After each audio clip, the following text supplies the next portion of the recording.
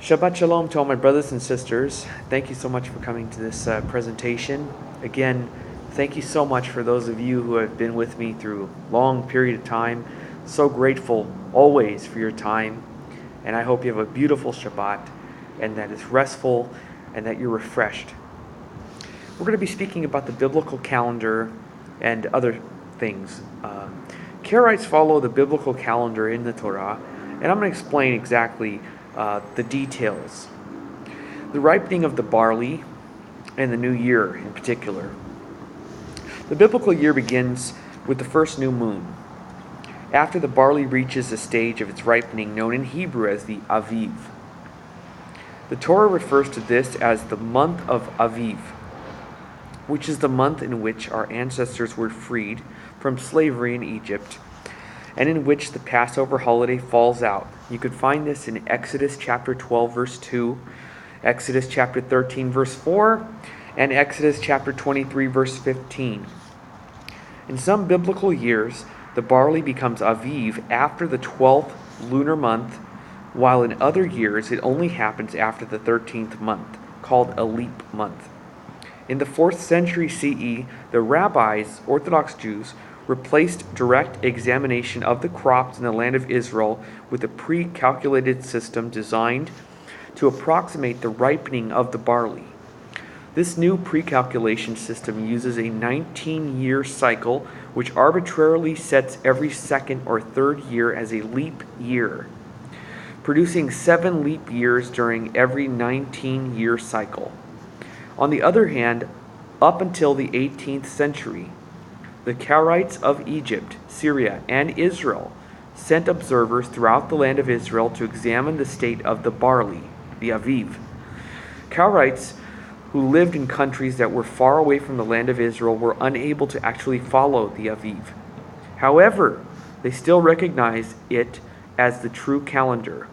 When the occasional traveler from the Middle East passed through these distant Karaite communities, they would question him regarding the Aviv and adjust the holidays for that year accordingly.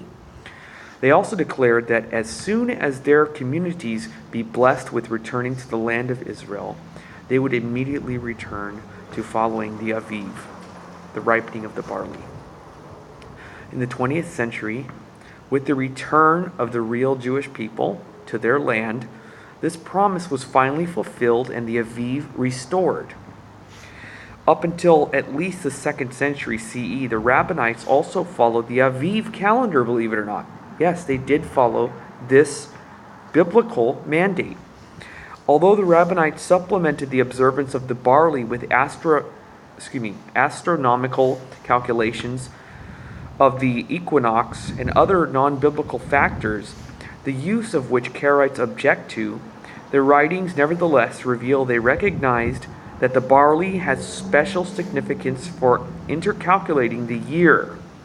A 2nd century CE rabbinical source quoted in the Babylonian Talmud says as follows: "Our rabbis taught based on 3 things is the year intercalculated: on the Aviv,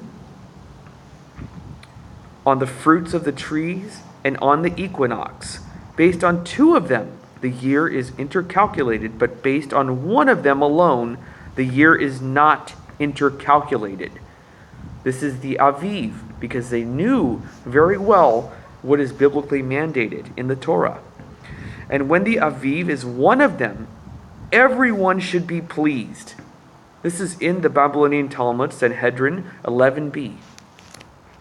Another Breita quoted in the Talmud relates, "Our rabbis taught the year is intercalculated based on the Aviv in 3 regions: Judea, Transjordan, where most Palestinians come from, Transjordan, and Galilee. Based on 2 of them, the year is intercalculated. But based on 1 of them, again, based on 1 of them alone, the year is not intercalculated." You're not to add calculations to it because it's absolutely clear. We follow the Aviv, the ripening of the barley. And when Judea is 1 of them, everyone is pleased, because the Omer, the wave sheaf, offering can only come from Judea. That's in the Babylonian Talmud, Sanhedrin 11b. Thus, even rabbinical sources recognize the importance of the ripening of the barley in determining the start of the new year, which Karaites have always upholded. And I pray and hope that Orthodox Jews watching today will consider and be a voice to returning to the way in which their ancestors kept as well at one time. Now let's talk about the sighting of the new moon. One characteristic of observant Karaites, such as myself, has always been the following of the biblical practice, the Hebrew scriptures, of using the physical sighting of the new moon to declare new months and to set the dates of holidays. Originally, the Rabbinites also followed this calendar. Again, they also kept this calendar in the past. So don't think for 1 second that they were always not keeping according to the Torah or keeping according to Scripture. Again, if you don't know what you're talking about, don't speak about the Talmudic teachings. Don't act like you know everything. You don't know if you have never even picked up a Talmud in your life. It takes many years to learn this stuff. So that's why when I see people who have no knowledge at all attack Talmudic teachings with no knowledge and misquoting stuff that's not even existing in there, it upsets me. They don't know what they're talking about. In Hashanah 1 verse 3, chapter 3 verse 1, chapter 4 verse 4, the Rabbinites continue, this is in the Mishnah, Rosh Hashanah. The Rabbinites continued to follow the new moon observations until at least the 2nd century CE, but gradually replaced them with rough calculations intended to approximate the lunar cycle. In contrast, the Karaites remained loyal to the true biblical calendar and continued, nonetheless, to follow the new moon observations throughout the Middle Ages and even today. The Karaite commitment to the biblical calendar was so ingrained in our consciousness that a solemn oath was incorporated into our actual wedding ceremonies to keep the holy appointed times according to the visibility of the new moon and the finding of the Aviv, the ripening ears of barley. This also is in the declarations of faith. When you declare yourself to be a Karaite, this is also in that, a promising to Elohim to keep the feasts according to the biblical calendar and the holy days. Similarly, on high holidays, the Karaite congregation will publicly declare the truth of the new moon Aviv calendar. The Tanakh clearly indicates the role of the moon in the biblical calendar. The evidence of this comes from Psalms 104, verse 19, in which it states, "He created the moon for Mo'adim, for appointed times. Keeping the holidays at their correct time is a direct commandment in the Torah itself, as it is written. These are the Mo'adim, appointed times of Yehovah, holy convocations, which you shall proclaim in their appointed times." Mo'adam, Leviticus chapter 23, verse 4.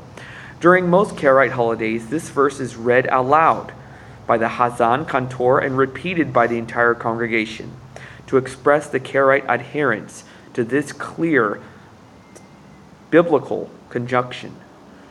We must come back to the biblical calendar. For those of you who have strayed away, or maybe Orthodox, this was once the way it was even among the Orthodox, Pharisaic teachings. It's time to come back. A lot of things must come back. Coming together. At a time when Israelites did not have daily access to the land of Israel, the rabbis developed a system to calculate the approximate time when the moon would have been sighted from Israel. Approximate, pre-calculated times, like I mentioned before. Today, now that we have returned to our land, even under persecutions, we are able to gather new moon sightings from various places throughout Israel. There is no excuse anymore whatsoever. These new moon sightings reveal that the rabbinic calculations, this is one important point. And again, I mean this with deep respect. This is not in any way insulting or meant to be insulting, but this is truth. I'm not going to give you applesauce. These new moon sightings reveal that the rabbinic calculations for the calendar are often incorrect. They are incorrect. When asked why they do not change their observance to follow the actual new moon sightings now that the land of Israel is part of our life. The rabbis often respond that only the Sanhedrin can declare a new moon. Since today we do not have a Sanhedrin, they further claim we must follow the rabbinic calculations that have predicted the new moons. This is the idea presented in the following article of the Shabbat Jewish movement regarding the start of Passover, as it states, were there a Sanhedrin today, the upcoming new moon day of Nisan would not fall out on Sunday, March 25th, 2001. This was when it was written back then. But rather on Tuesday, March 27th, 2001. Since the earliest possible occasion to sight the new moon will be on Monday night. From an interview with new moon expert Dr. Roy Hoffman of Hebrew University in Jerusalem, if you'd like to know where the source is. Interestingly enough, Dr. Hoffman was correct, and the new moon was seen on Monday night, as the Karaites proclaimed, and they were right, and the Karaites predicted. Thus, observant Karaites celebrated the beginning of Passover on Monday night, while our Rabbinite brothers celebrated it on Saturday night, and sisters as well, 2 days earlier. The implications of this are serious, in that on the last days of Passover, based on the visibility of the moon, the Rabbinites were eating leavened bread in direct violation of the Torah itself. That's the problem. That's what we're dealing with here. It is for this reason that Karaites cannot adopt the rabbinical calendar. That's why we do not follow the rabbinical calendar and must continue to use the new moon observations. The Rabbinite calendar may have served a need for the Jewish communities far from Israel at a time when we were exiled from our land. However, now that we have access to our land, real Israelites of Israel, once again, it is time to return, all of us, to the physical observance of the Aviv barley and the new moon. Karaites have always upheld this. Once before, the Pharisaic Rabbinites upheld this, but that changed because of persecution, removal from our land. But also the Samaritan Israelites keep to this and have always kept to the biblical calendar, and all other sects besides the Pharisaic movements. But again, this is not a video in any way demeaning anyone. I'm saying we all must come together in love and truth of the Torah and do what's right according to the calendar of YHWH. It's time to get together. We have to follow the Torah, the words of God. We cannot do this anymore. There's no excuses anymore. We are in the land. During persecution, nonetheless, as the Tanakh says, that they will rise up weapons against you, but will not be successful. We are going to be surrounded by our enemies until the Messianic age. But there is no excuse anymore not to go to the Tanakh, follow the biblical calendar in the Hebrew Scriptures. All of us as one. Shalom. Have a wonderful Shabbat, and I hope this video was helpful and encouraging. Shabbat Shalom to everyone. My Orthodox brothers, Karaites, Samaritans, everyone. Shalom.